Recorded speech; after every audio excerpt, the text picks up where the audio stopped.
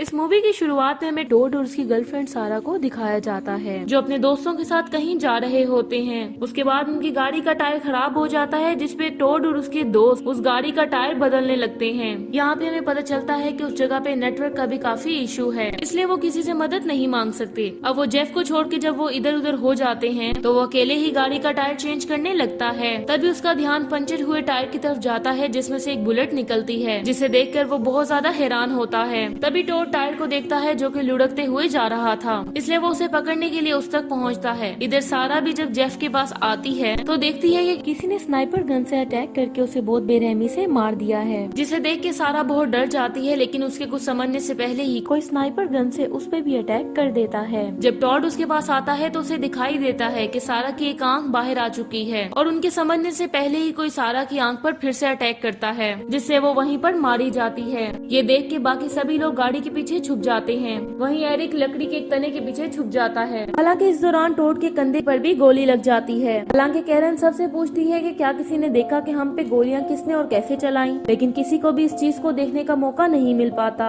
इस दौरान जेफ की डेड बॉडी देख के जोडी वहाँ से घबरा के भागने लगती है, लेकिन कैरन उसे कहती है कि अगर हम यहाँ से बिल्कुल भी हिले तो बुरी तरह मारे जाएंगे। इधर टोड भी सारा की ऐसी कंडीशन देखकर पूरी तरह से भुखला गया था, लेकिन वो चाह कर भी कुछ नहीं कर सका था। इस दौरान जोडी कहती है कि हमें यहीं पर चुप करके इंतजार करना पड़ेगा, क्योंकि जब भी कोई गाड़ी लेके आएगा तो डेड बॉडीज देखकर पुलिस को इन्फॉर्म कर देगा। अब कैरन कहती है कि जब मैंने चेक किया था तो मुझे गाड़ी के बिल्कुल पास में ही सिग्नल मिला था, इसलिए हम खुद भी पुलिस को कॉल कर सकते हैं। और ऐसा करने के लिए टोड सेल्फी स्टिक की मदद से फोन को कुछ दूर करके कॉल करने की कोशिश करता है। तभी शूटर उस फोन पे गोली चला के उसको भी डेड कर देता है। अब वो लोग समझ आते हैं कि इस तरह वो किसी भी किस्म की कोई भी मदद हासिल नहीं कर सकते। अब टोड कहता है कि मैं गाड़ी को न्यूट्रल कर दूंगा, जिसके बाद हम सब पुलिस को कॉल करके इन्फॉर्म कर देंगे, क्योंकि तब हमें सिग्नल मिल जाएगा। लेकिन जब वो ऐसा करने की कोशिश करता है तो शूटर उसे शूट करने लगता है। अब कैरन अपनी हुडी की मदद से शूटर का ध्यान भटकाती है। तभी इस मौके का फायदा उठाकर टोड गाड़ी को न्यूट्रल करने की कोशिश करता है, लेकिन वो नाकाम रहता है। इस दौरान जोडी भी शूटर का एक वीडियो क्लिप बना लेती है,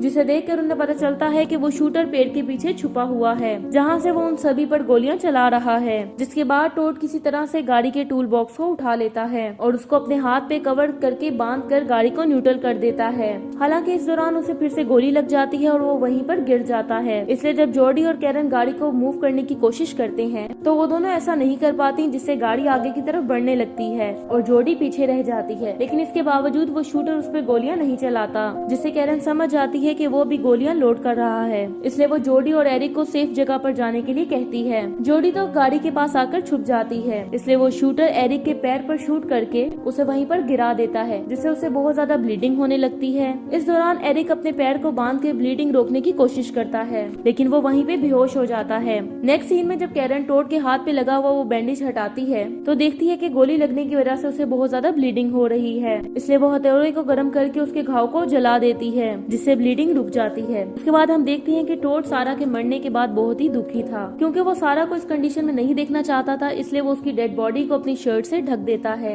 हैरान करने वाली बात ये थी कि वो शूटर टोड को शूट नहीं कर रहा था। तभी उसे अपनी तरफ एक गाड़ी आती हुई दिखाई देती है, जिसे वो इशारा करता है, लेकिन वो शूटर फिर से गोलियां चलाने लगता है और उनको शूट करके बहुत ही बेरहमी से मार देता है। अब हम गाड़ियों में आए लोगों को देखते हैं, जिसमें उस लेडी के हाथ को वो शूटर शूट कर देता है, जिससे उनकी गाड़ी का बहुत ही भयानक एक्सीडेंट हो जाता है। अब जब वो लेडी गाड़ी से बाहर आती है तो उसकी हालत बहुत ही ज्यादा खतरनाक थी, लेकिन इसके बावजूद शूटर उस पर लगातार गोलियां चलाने लगता है, जिससे वो वहीं पर मारी जाती है। हालांकि उसका हस्बैंड अपनी वाइफ की डेड बॉडी को कवर करके कैरन और जॉडी से अपनी बेटी को बचाने के लिए कहता है, लेकिन कैरन ऐसा करने से मना कर देती है और पुलिस को कॉल करने के लिए कहती है। अब जब वो आदमी कॉल करने लगता है तो शूटर उसके गाड़ी के फ्यूल टैंक को गोली से उड़ा के ब्लास्ट कर देता है, जिससे वो आदमी भी जलकर मारा जाता है। अब उसकी बेटी को होश आ जाता है, लेकिन उसके कुछ समझने से पहले ही शूटर उसको भी गोली से मारकर भून देता है। ये देख के कैरन और जॉडी बहुत ज्यादा घबरा जाते हैं और प्लान बनाते हैं कि रात में हम धुआं करके शूटर को चकमा देके यहाँ से भाग जाएंगे। उसके बाद वो दोनों रात में धुआं करने के लिए गाड़ी की टायर और सीट को एक जगह पर इकट्ठा करके उस पर फ्यूल डाल के आग लगा देते हैं, जिससे पूरी गाड़ी जलने लगती है। तभी उन्हें पुलिस की गाड़ी आती हुई दिखाई देती है, जो कुछ ही दूर पुलिस स्टेशन में ये सिचुएशन बताने लगती है। उसी समय उनमें से एक पुलिस ऑफिसर को शूटर शूट करके मार देता है, क्योंकि वही पुलिस ऑफिसर गाड़ी चला रहा था, इसलिए एकदम से गाड़ी खुद ही स्टार्ट हो जाती है, जिसकी वजह से पीछे बैठे हुए ऑफिसर्स गिर जाते हैं, जिससे शूटर उन्हें भी शूट कर देता है। इधर कैरन ये सब देख के वहाँ से भागने की कोशिश करती है, लेकिन कुछ दूर भागने के बाद शूटर उसे भी शूट करके मार देता है। और जब पुलिस ऑफिसर की गाड़ी जोडी के पास पहुँच जाती है तो वो किसी तरह से बच के पुलिस ऑफिसर के पास जाके उन्हें बचाने के लिए कहती है, लेकिन वो पुलिस ऑफिसर उस शूटर को मारने के लिए उसका सामना करने की कोशिश करता है,